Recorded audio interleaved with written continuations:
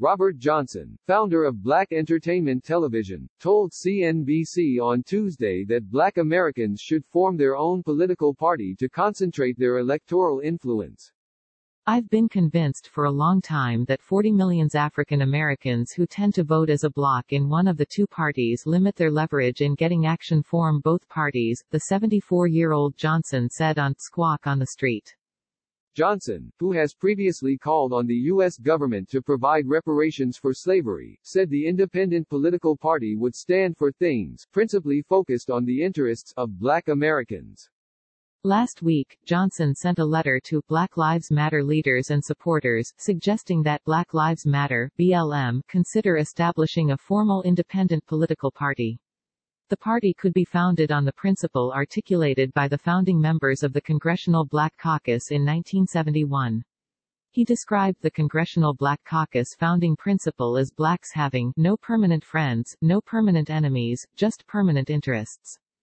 Johnson's idea comes as waves of protests against racism and police brutality continue in cities across the U.S. following the killing last month of George Floyd, an unarmed black man, by a white Minneapolis police officer, who has since been fired. Had African American interests been embraced by one or two of the dominant parties, we wouldn't have the tremendous social, economic, racial issues that we have now, Johnson said. He said forming a new party would send a message that Democrats should not take the African American vote for granted and that Republicans should not ignore issues important to black people. Johnson, founder and chairman of investment firm the RLJ Cuz, said he does not believe the new party would be formed and field candidates in time for the November election, but he hopes conversations around its establishment would begin this year. Black Americans already possess clear political influence, Johnson said, citing their lower turnout in the 2016 presidential election compared with elections in 2008 and 2012 as one reason why Hillary Clinton lost to Donald Trump.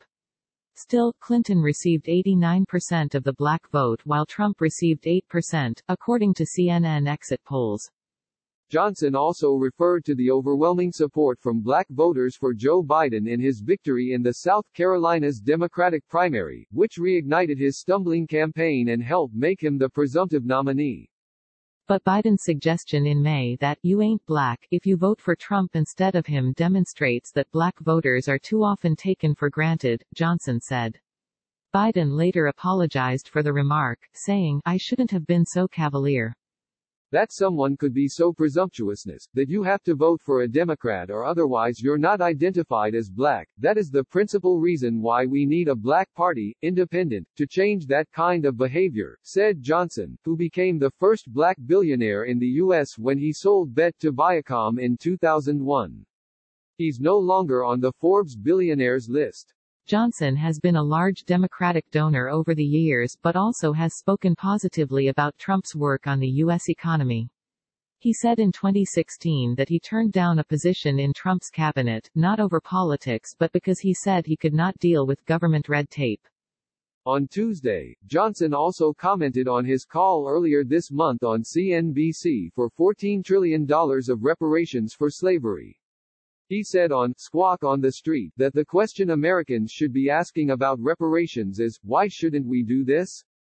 As a business person, I understand how wealth flows. The wealth from reparations is a payback from the wealth that came from slavery, Johnson said, contending that the wealth created by slave labor has multiplied over generations without the people who generated it ever receiving compensation.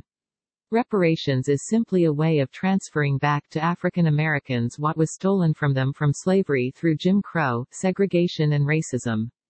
Here's a copy of the letter Johnson sent to Black Lives Matter on June 17. To Black Lives Matter leaders and supporters from Bob Johnson, founder of Black Entertainment Television, BET, and the RLJ Company's date, June 17, 2020 the formation of an independent black political party. I am writing to you with a suggestion that Black Lives Matter, BLM, consider establishing a formal independent political party. The party could be founded on the principle articulated by the founding members of the Congressional Black Caucus in 1971. That formative principle stated, black people have no permanent friends, no permanent enemies, just permanent interests. The effort to create an independent black party, created specifically to address black issues, is not a new idea among black people. There are many people, both black and white, who believe that independent parties can make a significant contribution to the current political system as to how this nation of 300 million diverse citizens can be governed in the best interest of all Americans. Many pundits will try to convince you that it is impossible for independent parties to exist in this country. They will argue that the American people seem to be satisfied with just two choices. To the contrary, I believe a politically astute and structured black independent party, committed and engaged in the electoral process, can prove them wrong. I am confident in this assertion because BLM has, in a manner not seen since the civil rights movement, effectively mobilized and passionately motivated people, black and white, to join in and support your righteous fight against racial and economic injustice, particularly on the matter of unjustified police killing of black people. Your cause has triggered a determined reaction calling for change, heard not only in America, but around the world. Black Lives Matter, by establishing an independent political party, can become a force dedicated to advancing the permanent interests of 40 million black Americans in this country. BLM is endowed with the hope and confidence of youth, fortified with the knowledge of what is wrong and what must be made right, and has the courage to challenge power, no matter what the risk. The purpose of this memo is to encourage you to harness these forces and think about what you have ignited and how it can and should, through the political process, cause America to truly live up to its belief in American exceptionalism and its promise of the American dream for all.